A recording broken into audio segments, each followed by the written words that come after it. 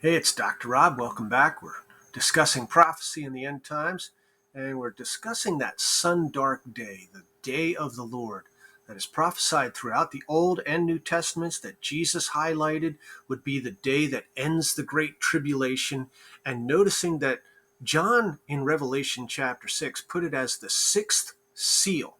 So I want to go back and have a look at the five seals before this sixth seal in Revelation chapter 6. In Revelation chapter 6, the seals come from the scroll that is handed to the Lamb. The scroll is the plan of God for the salvation of the world and how it's going to happen. And he opens the seals one at a time. The first four seals are the very familiar four horsemen of the apocalypse. So let's have a look at this.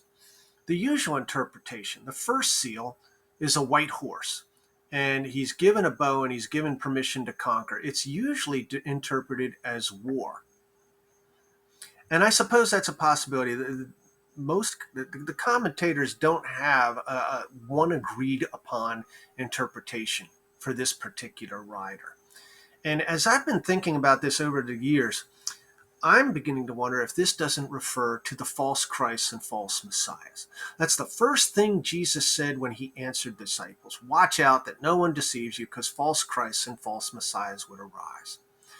The fact that this guy's on a white horse, like Jesus is on a white horse, he's got a crown, whereas Jesus will be having many crowns, okay? And he's given a bow, whereas when Jesus comes, he will have a sword. And I noticed that the bow doesn't have any arrows.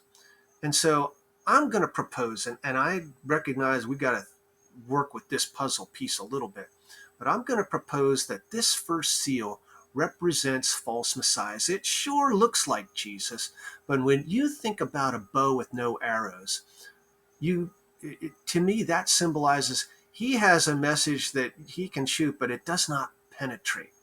The gospel of Jesus Christ penetrates because of the power of the Holy Spirit convicting us of our sin and leading us to be converted.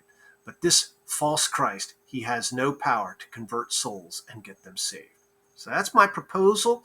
And as I said in the beginning video, does that sound reasonable? Does that sound like a good way to interpret this puzzle piece?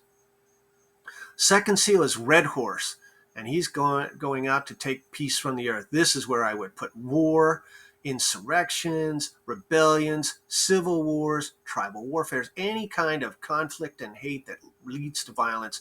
That's the red horse. And we can see that he's roaming the earth. We can see the first horse is roaming the earth with false Christ.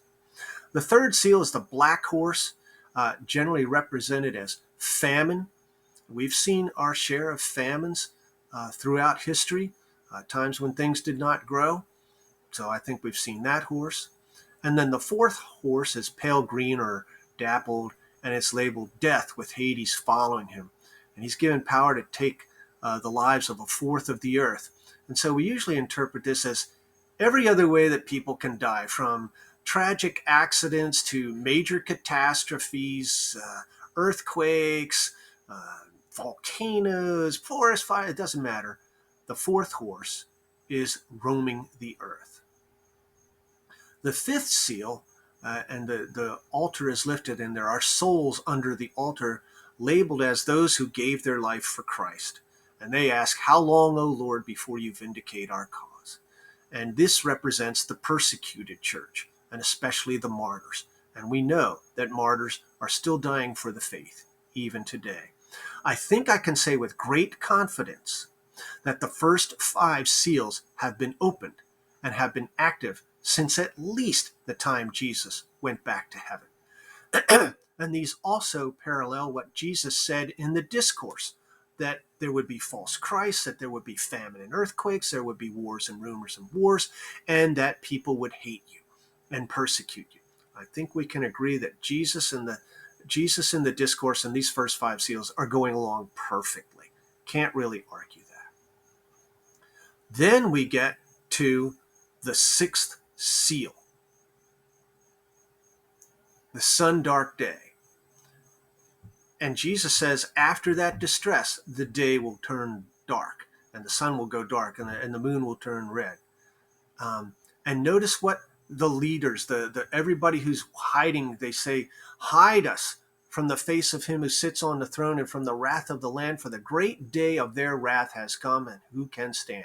So I'm going to propose that we are now in the Great Tribulation. It started when Jerusalem fell. It will continue until that day the sun turns dark.